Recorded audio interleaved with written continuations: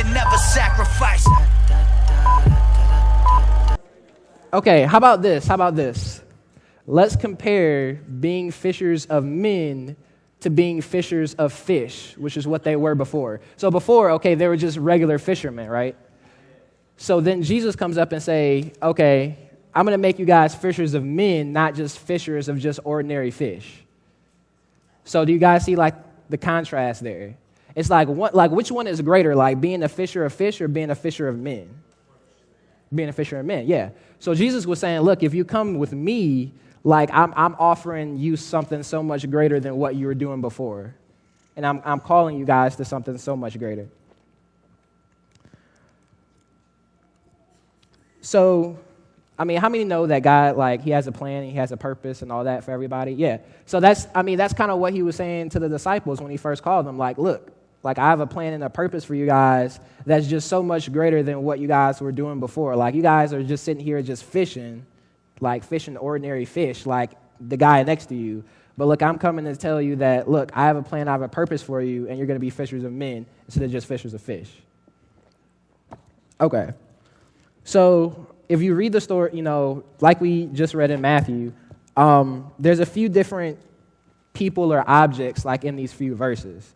So for the disciples, like what did the net represent to them?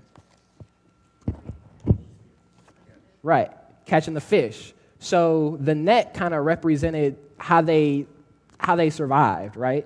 I mean, they were fishermen, that's what they did. So the net represented, you know, fishing.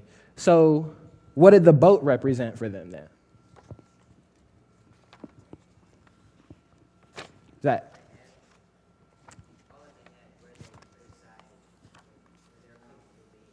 Right, I like that. Anybody else?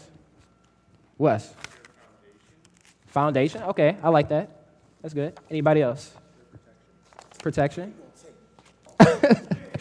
You stole his answer? No, he's just being. Anybody else? So we got foundation, we got protection, we got like their comfort zone or where they're comfortable. Anything else? That's absolutely right. Like the boat was where they were always used to being. So the story says they had to leave the boat. So a lot of times, like how many times following God requires you to get out of your comfort zone? It requires to get out of where you're used to being all the time. And then God's like, no, I don't want you to stay in the boat. I'm calling you to leave the boat, but then you want to stay in the boat because it's what makes you happy or what makes you comfortable. I mean, I feel like we all get there. You know, we've all been there at some point, whereas, you know, God might be telling us something, but then it's like, look, God, like I'm really comfortable right now with where I am. I kind of don't want to go there because it's going to make me uncomfortable, and that's something that I don't want to experience. So I feel like the disciples, it was kind of like that. Like they kind of had a choice. Like, am I just going to do what I feel comfortable doing, or am I going to follow Jesus and leave the net and the boat?